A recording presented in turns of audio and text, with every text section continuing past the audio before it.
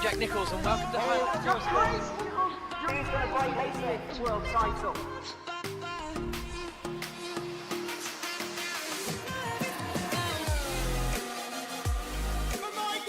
Oh, he's done it! And look at these two go! Itchy Hoy is going to do it! His first victory! The World Championship is done. What a race it's been!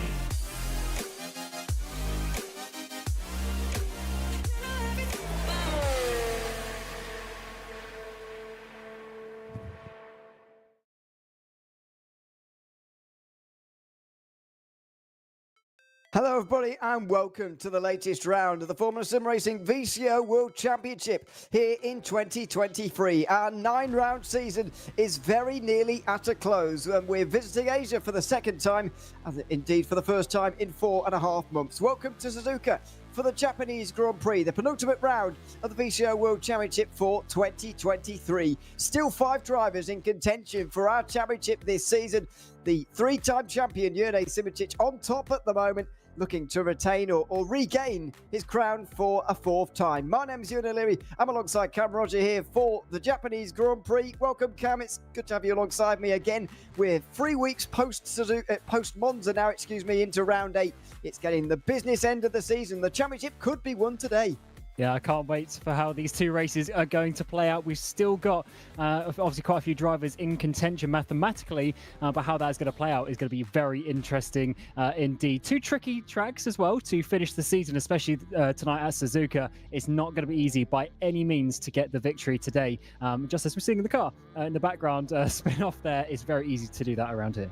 It is. That's not a Formula Ford. It's just missing all of its bits. Let's have a look at the standings going on the way into the Japanese Grand Prix. It's an 18-point lead for Jurne Simracing after that dramatic win against Dennis Jordan in the dying laps of the Italian Grand Prix, extending it to 18 points rather than receding some of that lead back to 8, which is what could have happened.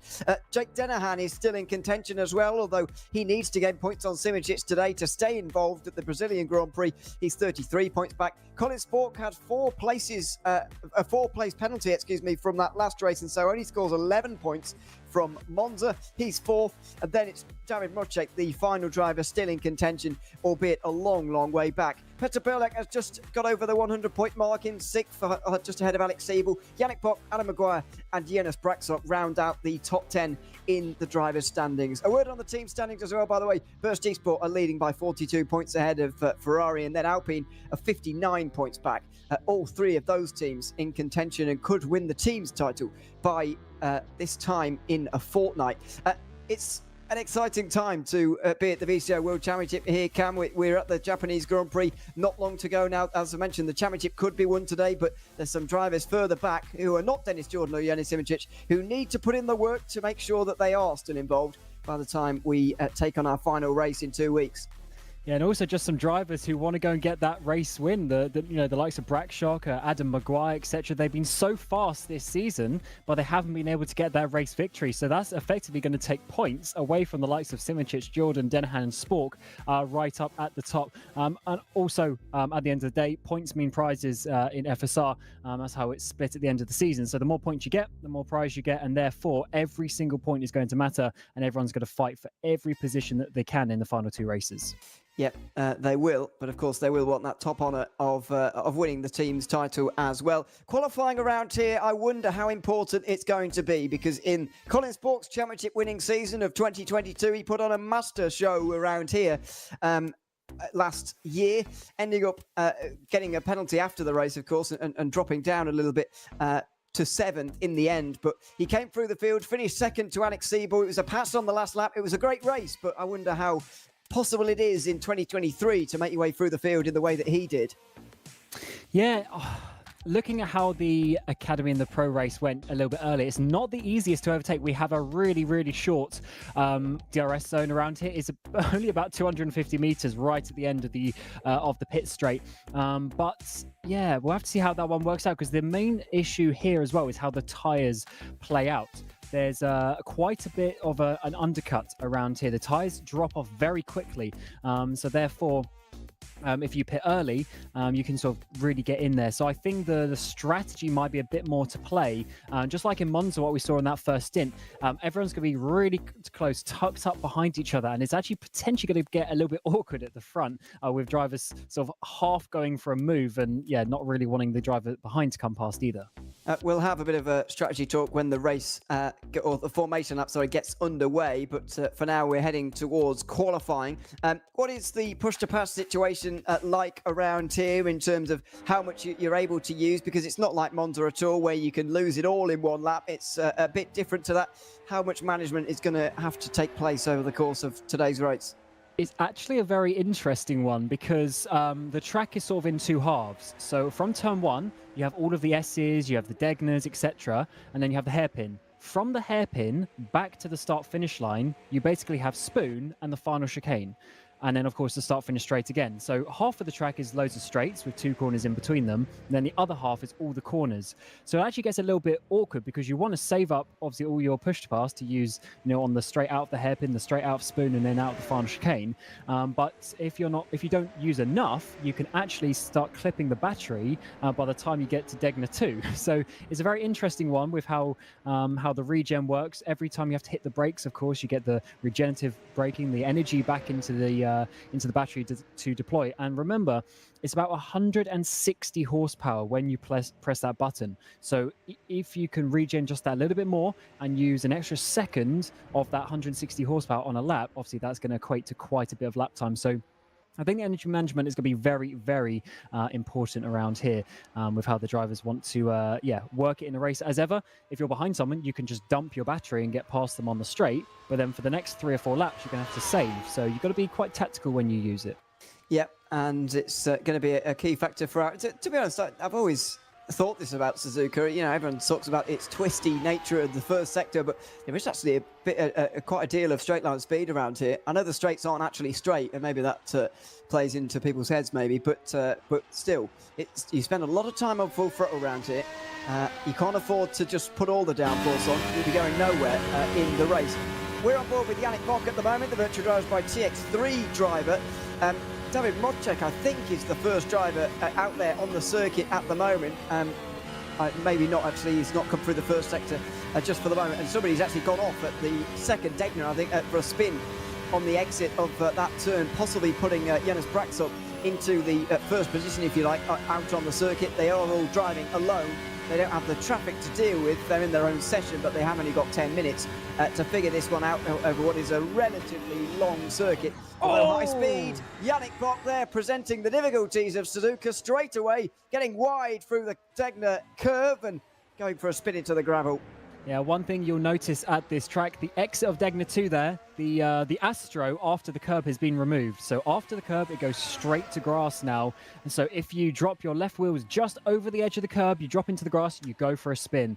And it's very difficult to control. So, and also there's been a big anti-cut put on the inside of the first apex. So it's very, very difficult. You have to basically pick the one racing line to get through there. Any mistake, and unfortunately, you're going to be going for a spin as Matt Williams goes to the top for Royal Blue. Yeah, so 27.6 for Matt Williams, although that's immediately displaced by Jonas Braxop for Arnage. He goes fastest to 27.5. We're expecting those times to come down maybe a bit over the course of the session, and Dennis Jordan does just that. Alex Siebel as well. The two teammates separated by only 9,000ths of a second, but it's all in arrears to Jurnej Simracing. A 10th.5 for the three-time champion. He lays his marker down in front of everybody else to beat. And at the moment, Ferrari can't do it. A 10th.5 in it between those guys. Dennehan, 400ths away. We got Colin Sport coming across the line as well. Where is he going to put himself? 6th place, only 3/10 off. It was looking good in the practice session. Got down to a 0.1, but only a 0.3. Oh, not even that, 0.6 this time around. So definitely a lot of time to be found on these next laps. But of course, the rubber is going to be increasing as the session goes on. So the final laps might be just that little bit quicker. But ironically, often this season, the pole position times have been from these first laps. Here's Zalagianis, normally races for ground effect, but today reserving for Visceral, down in 16th place. Is that a new livery on Visceral as well, by the way? It was actually last race, but okay. They didn't do very well or they didn't attend last race, but we didn't really see it. Okay. Okay, I actually don't know which one it is, but yes, okay, new livery for that. It actually looks quite good. I actually quite like it. But anyway, Zalgianis slots into 16th. Can't see his teammate for the moment. I don't know if he's got one in this race. I'm pretty sure he does, but it might just be on the rotation at the bottom of the screen. Okay. We'll see if they've joined the session though. Okay, I'm not entirely sure. I've seen another Visceral rotate through there, but we'll find out. Thought Jake Denham was going to continue on there, but parks up and goes back to pit lane. Jonas Braksok has continued on as well. I don't think he went back to pit lane at all. He's just done a slow lap and then maybe another one. What's the benefit to that, Cam? Instead of going into the pit lane in between your lap times and then going for another out lap, Braksok has decided to do a timed lap, but really slowly instead, and I guess recharge that way. I don't see any benefit of doing that, to be honest, because your battery will be dead and your tyres will be dead. So I wonder if that's just a mistake on the lap count. But either way, he's sort of a bit out of sync with everyone, isn't he, at this time coming in? But he's certainly a fast driver and should know how to do it. Pole position, multiple pole position sitter in the FSR World Championship, just 2/10 off. And I'm surprised that we're not seeing some faster lap times. As I said, we got down to the 0.1s in the practice session, and there's even been talk of a sniff of a 26.9 on a perfect lap. But so far, the fastest is only a 0.36. It's quite a few tenths, and tenths mean quite a lot. Oh, right, getting onto that grass once again, just like we saw with Yannick Bock, and he goes to abandon that lap. Well, I don't know about you, but I'm starting to feel that Degner 1 might claim some victims in the race, because that's two we've seen already, and that's only ones we've been watching. Yannick Bock has now put in the best time. Where did that come from for the Virtual Drivers by TX3 driver? He's purple in the first sector, personal best in the other two, mainly because he didn't have another lap, and he's gone ahead of Jurne Simicic by a quarter of a tenth. That was unexpected. Wow, that is a very nice lap from that TX3 driver's Grankfist coming out to the final corner. Where's he going to improve himself? Goes purple in the final sector, up to 4th place. Nice lap from him. We haven't seen him do some nice results the last few races. He got P4 in the first race of the season and sort of struggled a little bit since then, but that's a bit more like it. Yeah, I thought it might be Grankfist this season, actually, to do something, maybe a top 10 in the championship, and maybe it's still possible, actually. He's only 9 points away from Braksok in 10th, but yeah, it's maybe not been what was promised for Jan Grankfist. David Mrozek is quite a long way away from his teammate here. He's nearly half a second down. He's yet to come across the second sector line here, by the looks of things, and he's not improving. He may well jump up into the top 10 maybe, but not too far. Jurne Simicic is going around the final corners at exactly the same time, and with a purple middle sector, surely this is going to be a new best time. Jurne Simicic goes over the line. He puts another 2 tenths into the field. That's more of a time that we were expecting to see. A 27.1. He seems very pleased with that. Yeah, that is the execution that you need if you want to be the world champion, and he's certainly looking good. He's got a nice advantage into the final 2 races, and getting pole would be very, very important. As we've got Dennehan here just, doing a nice slow outlap, getting the tyres and the pressures into the region that he wants. He's got 2 minutes left, so still some rubber to be put down if you want to wait a little bit longer and try and be the final driver out on the track. But it looks like it is going to be some of the final laps. Fletcher is on a lap at the moment, I believe, going through the middle sector as it stands, reserving for Valet Esports, but it seems like everyone else pretty much is doing their outlaps and getting ready for their final lap. Plenty of drivers who haven't set a time yet either, including the likes of Robin Panzoff at Race Clutch. He seems to be the only Race Clutch driver as well I can see in this session. There's Stavros Mercedes, the 2 valid drivers, 24th and 25th at the moment. And Danny van der Neet has not set a time either. He'll stay in pit lane for the remainder of this session and start from the back for the Japanese Grand Prix. Mercedes then makes his way towards Spoon Curve, making sure you don't run too wide here and get to that curve on the outside, but he's run a bit wide through the second part. And now as he goes onto the back straight, that wasn't ideal. We'll see, it could be improving nevertheless, because he is 1.7 seconds down on Simicic. Not really representative, but he does not improve in the middle sector either. Now what about the final corners? He's got a bit deep there. The run out the chicane is not going to be so good. He's sliding all over the place. We'll see what the time is for Stavros Mercedes. Is it going to be any better? I think it was, but only marginally. He seems to be off the pace. Hopefully his race pace will be a little bit more with the field.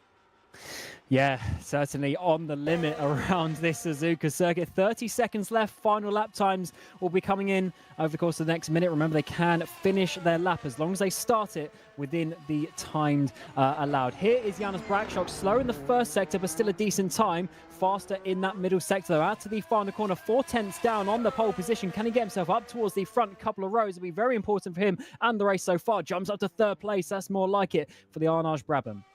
Yep. Still 2/10 away, though. That's going to be the problem. Petr Birlak makes his way over the line now as well. We've got loads of drivers who are going to be on for a final lap here. The Ferrari drivers are going to be one of them. Yannick Bock another, but he's not improving in the first sector. Not a good start for him, unfortunately. Yeah, that's not the way you want to start your lap. You want to be improving on your time. However, even if you're slower by 1,000th of a second, it will show as a white sector. So it doesn't necessarily mean it's bad, but definitely slower than what has been done before. Here's Sander Callas out to the final corner. I think he's actually been on pole position here in about 2018, 2019. 6th place for the ground effect. He also had a really good race this time last year at this very same track. Unfortunately, had a big collision coming to the final chicane that stops his charge for the victory that time around. Yeah, of course, it was a lot earlier in the season, by the way, the Japanese Grand Prix last season. It was round 3 back then. It's round 8 here this time around. Jake Dennehan is going to be next by the looks of it. Yannick Bock also improving, by the way, in the middle sector, and he'll be over the line in a couple of moments' time. But Jake Dennehan is improving massively. I think he'll be on the front row here. He could even be in first. Is Jone Simracing going to be denied right at the very end as Jake Dennehan makes his way out of the final turn now in towards the line? Jake Dennehan takes pole, a 27.0 and a spin across the line in celebration. Jake Dennehan's on pole by just 1/10 of a second, and he's stolen it away from Jone Simracing with the very last lap of qualifying. Huge lap there for Jake Dennehan. That is a charge for the championship potentially. He's got a long way to go in terms of points, but he's certainly not letting Simracing get away with this. And the important factor is that behind Simracing, they've got Bock, Brakshock, Grankvist, Callas. They're not in the championship fight. We have to go all the way down to P11 for Dennis Jordan and P16 for Colin Spork, who was so dominant in those couple of races at Spa and Imola. How the turntables, as they say.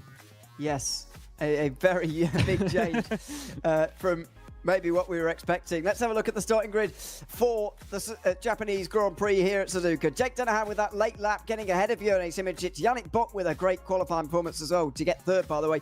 And Janis Brakshock will line up fourth. Jan Frankvist for Superventuri puts his best performance in for a while. He's in the top 5 ahead of Sander Callas. Petr Birlak, 2015 champion, will be in at 7th alongside David Mocek, who's 6 places behind his teammate. This is very red, isn't it? Scuderia Ferrari are 9th and 11th. That's Siebel and Jordan behind one another. Panzer and Kersmakers are 10th and 12th behind one another as well. Martin Mergley and Matthew Williams will share row 7 with Zooks and reigning world champion Colin Spork down in 16th place. What a disaster for him. Mika Hakimi is 17th for Arnaud, ahead of Cosmo Prosciutto, pro champion from last season. And then it's 2 Burst Esports Simplexity drivers on row 10, Michi Hoyer and Demian Skrovron. Mark Sluterer is nearly 20 places behind his teammate in 21st.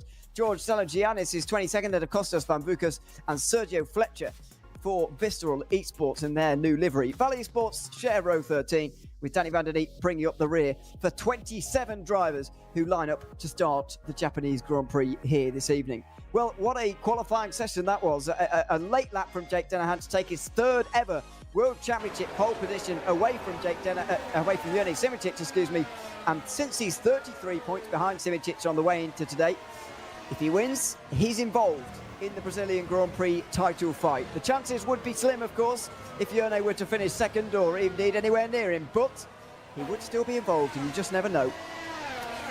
Yeah, it's definitely going to be a difficult race with how it's going to play out. I see the strategists of these teams working overtime to try and get their driver up towards the front. As we said, the undercut is quite powerful around here, but if you undercut too early every pit stop, by the time you get to the last stint, you're going to be really struggling on your tyres. So you can't, have your cake and eat it all the time. So it's going to be really difficult to work out. And Dennehan there still on the soft tyres. Is he going to do an Adam Maguire from last race, or is that just a graphical thing? We'll have to wait and see. Often all the drivers will start the race on the hards.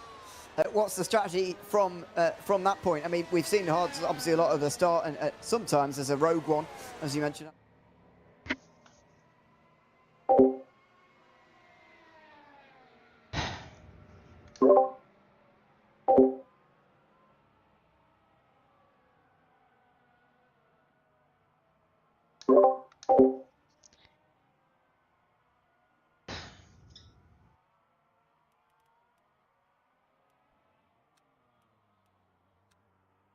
Yeah, I just did the Say biggest something, just choke. a quick test. Yeah, I'm talking. Do you hear me? Does it work? Yeah, all good. All good, all good.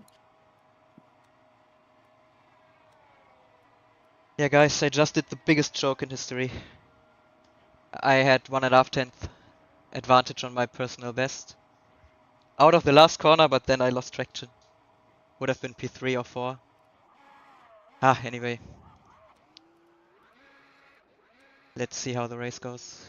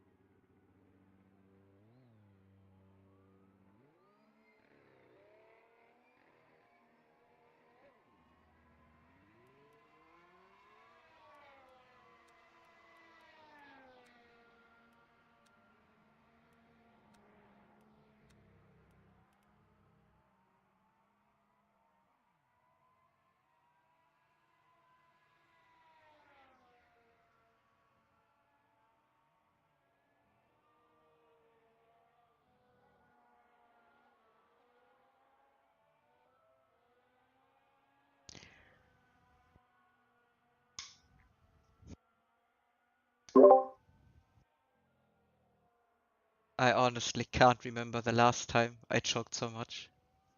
Oh my god, you're Ah. so insufferable. Stop. I can't listen to this. The race isn't done yet. Maybe you win. I don't know. Yeah. Did you not see Cameron Rogers' heroic drive today? Oh From yeah, like I P saw. last.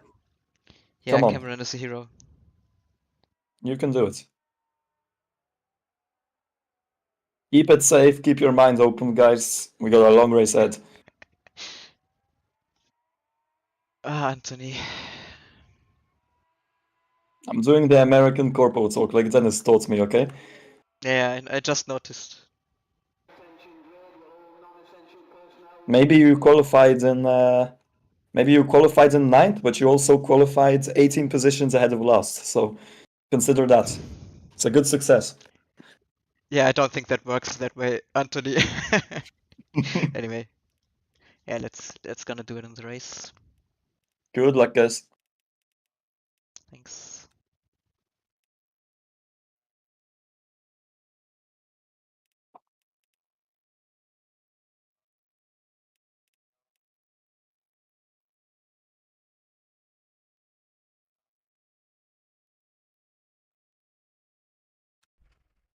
Locking enabled.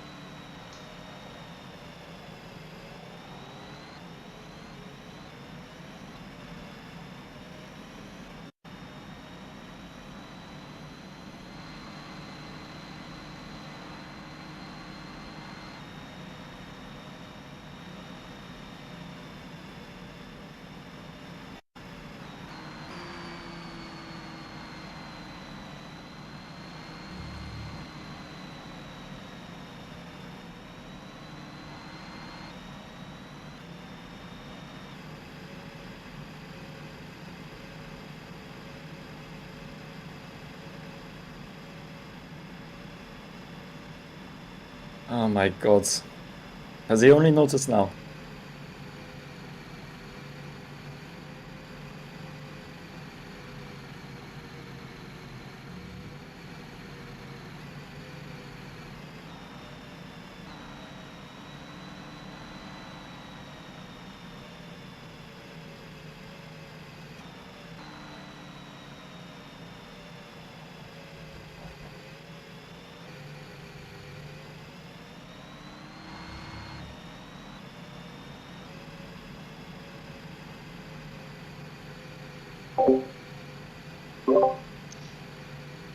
Good luck. Good luck, guys. Stay safe.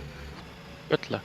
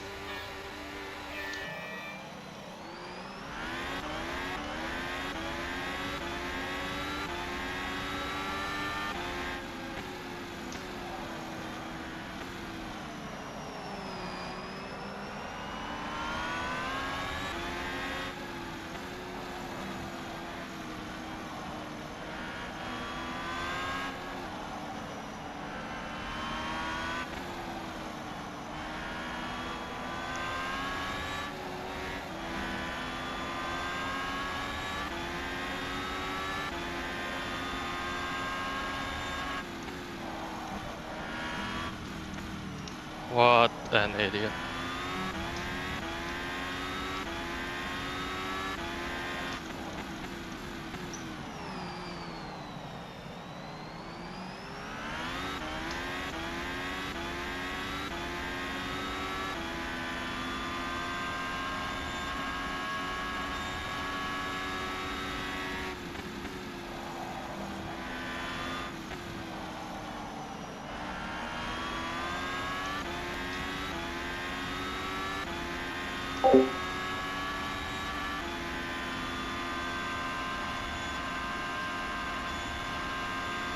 Is the damage bad?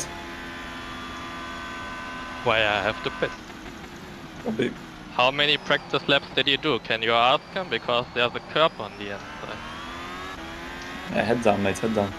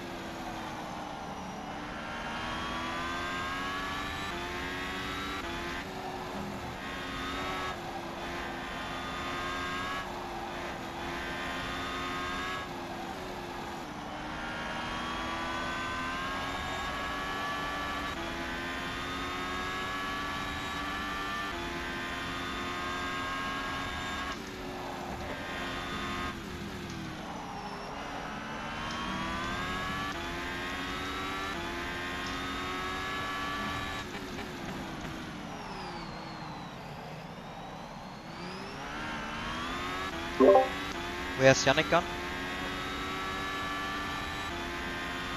Yannick will drive through for speeding. Okay.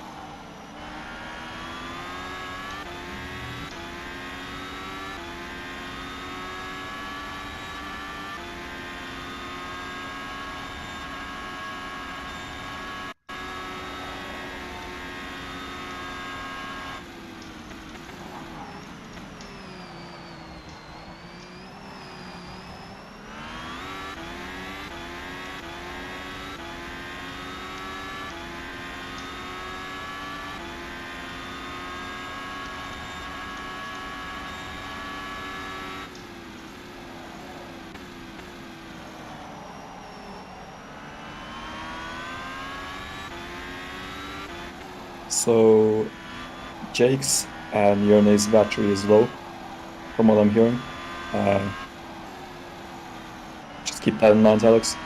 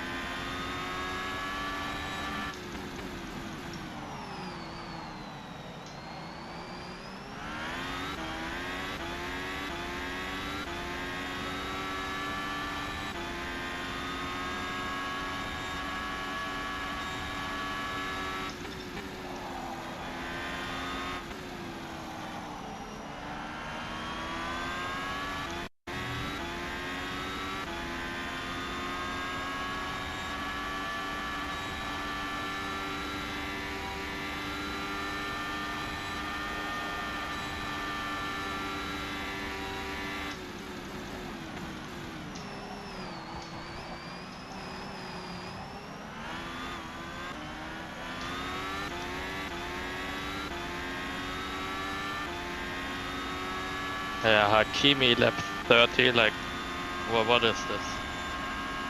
I hope he gets banned. What's that drive through for? Beating. Bobby.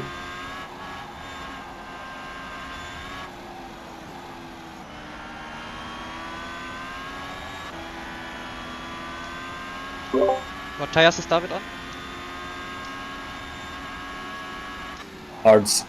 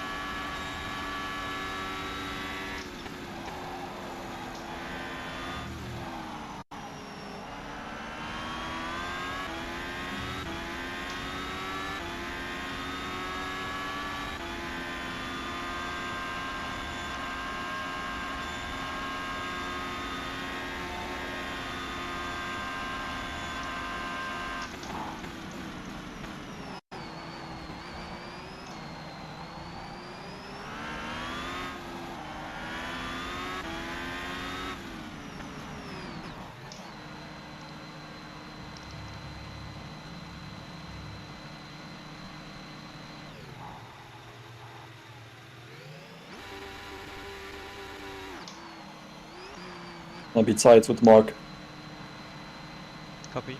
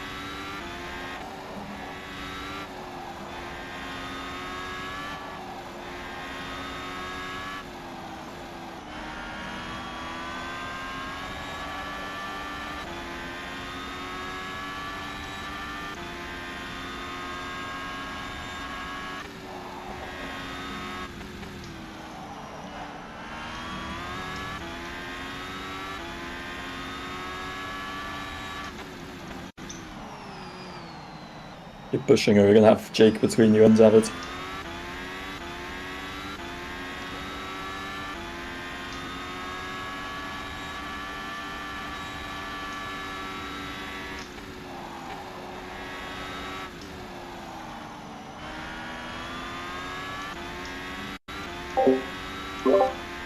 What tires is Yene on? Mediums as well.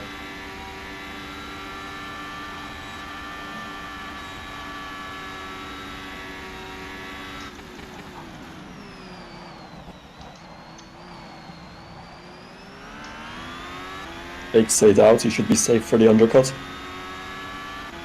Okay, copy.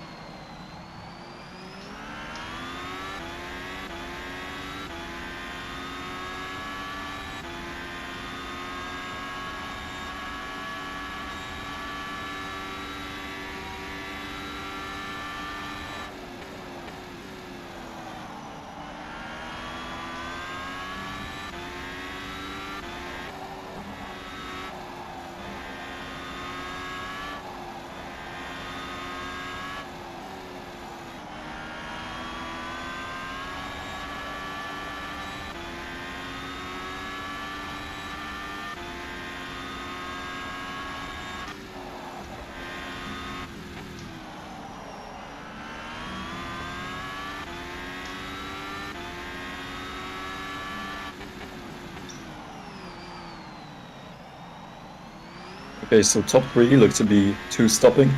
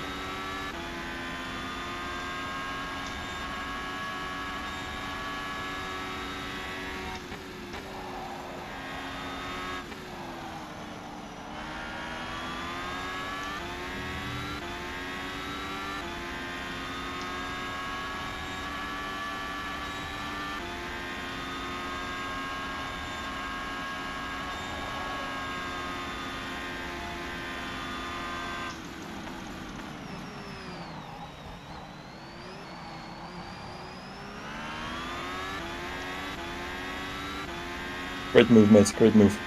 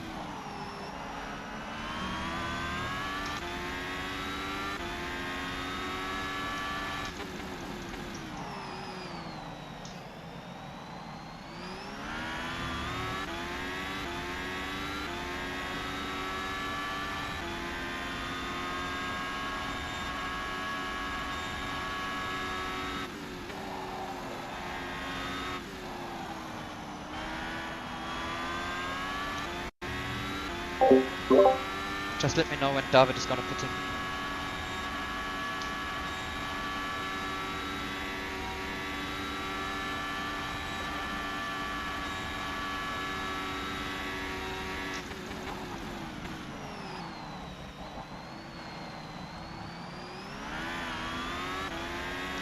Are the two stoppers on mediums? Yes, they're on mediums. Okay, But Janos has a drive too. poor guy.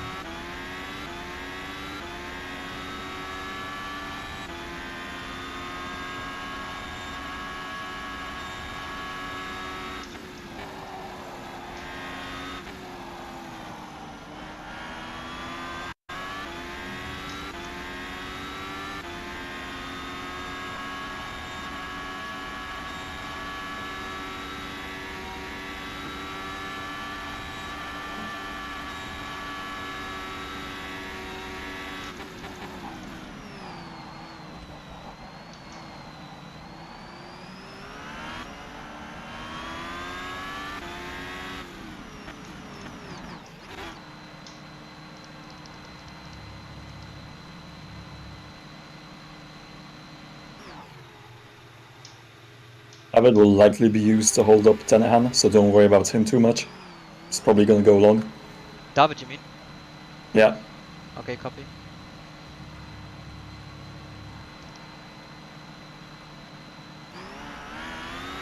Ah, shit. What happened to him? He's gotta do one more stop, I think. Let me check. No, I don't think so, but he was in the pack and now he's right in front of me. Yeah, he's on a 2-stop as well, it seems.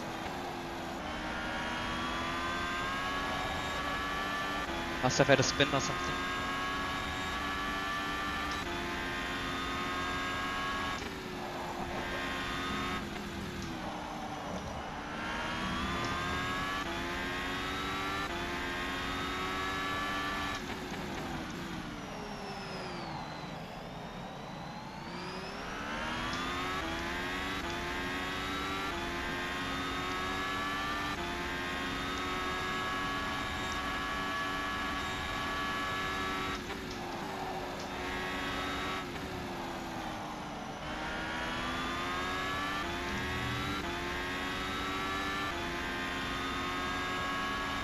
Have it in.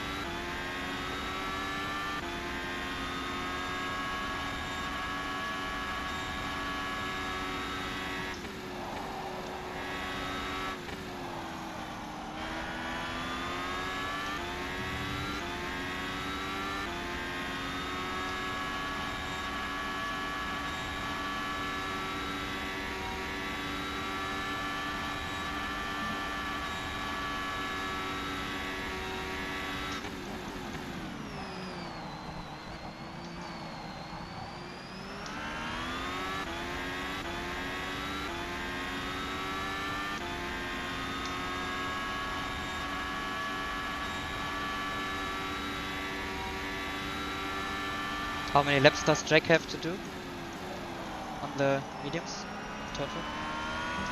Jake's tires are 7 laps old, so he'll have to do 15. Big.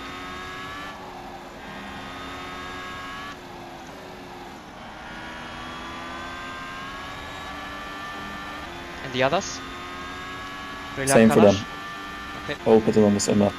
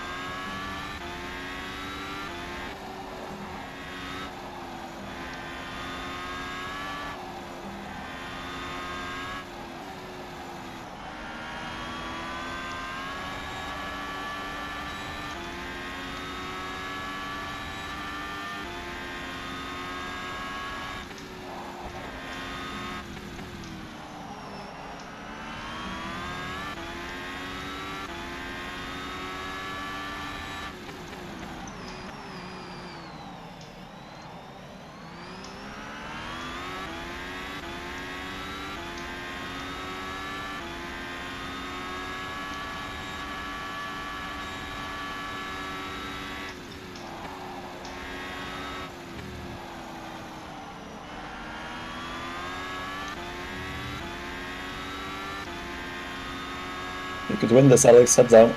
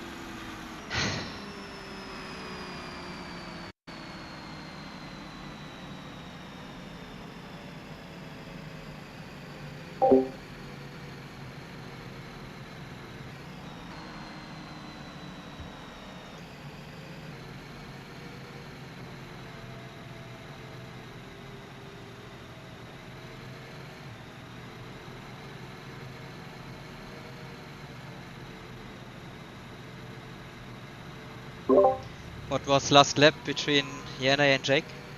Wait. Dennis is still chasing.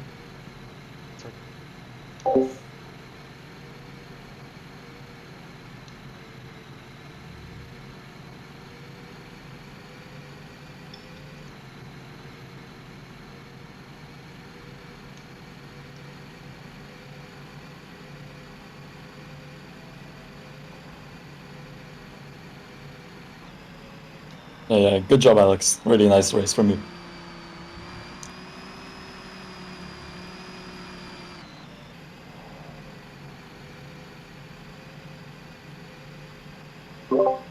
Good job on that, Alex. Good job.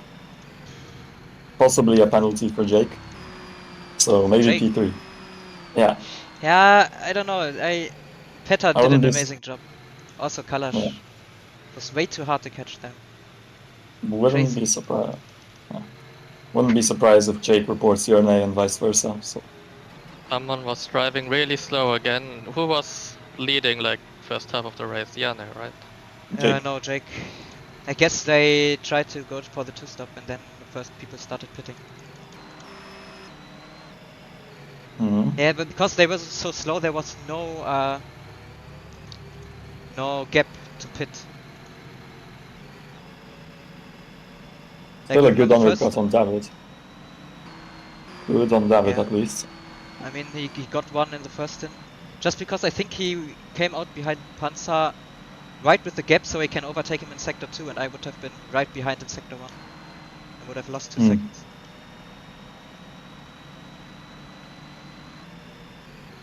But good job. Hopefully after penalties a podium for you.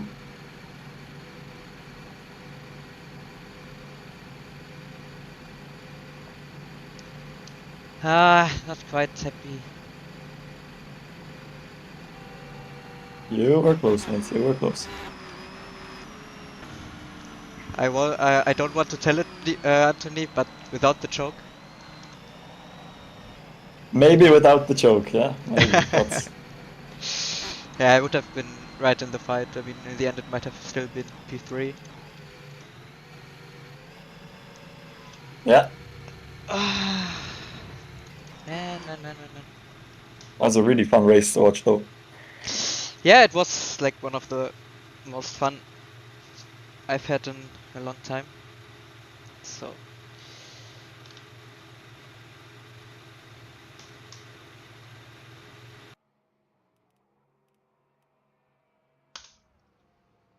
bit sad because the pace really was good. Log building finished. But Yannick with the drive-through, come on. What is he doing? Yep, unfortunately. Janos as A well. lot of people got drive-throughs for pit speed, so Yeah, he went side by side or had the inside. Had the inside into Degner 1, and Williams I think tried to hold it on the outside, and then they collided because there is no space to go too wide, and I think Dennis even lost the front wing, so had to pit for repair. but yeah, unlucky Dennis, unlucky.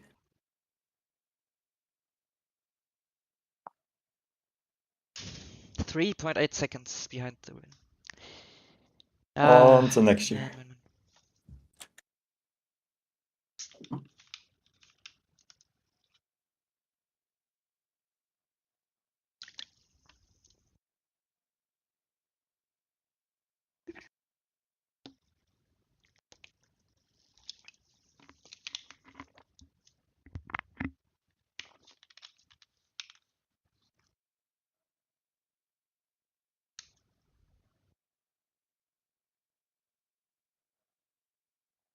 Well, Yeah, yeah, it both was. are gonna report each other, so we'll see what happens.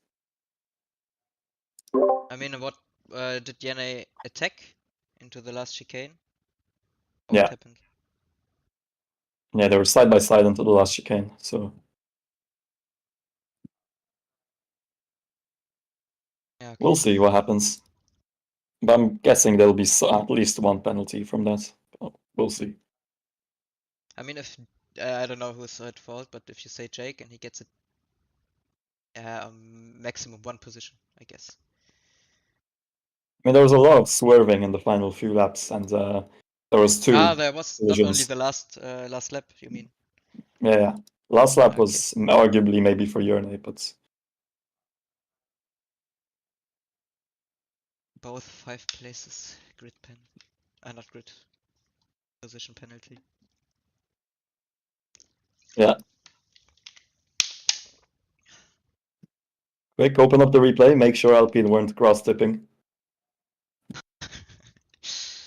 Yeah, that cost me in quali. Well, they didn't cross-tip this time.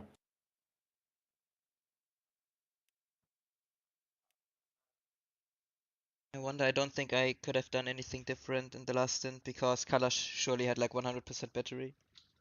Yeah. Because he saved for 15 laps. Peta didn't use too much as well. Yeah, don't be Maybe. too hard on yourself. I don't want you to go to sleep thinking about the quality bubble. Man, I won't recover from that. That's for sure.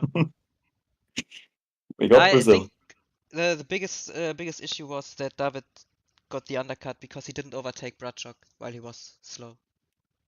Yeah. So there we lost a lot of time, or could have gained, because Yanni also couldn't overtake Jake. Mhm.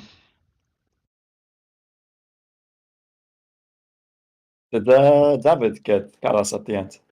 No, he was 2 seconds No? behind, I think. Okay.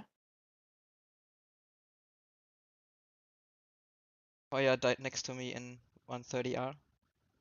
Oh boy, Michi, what are you doing? Hmm. Yeah.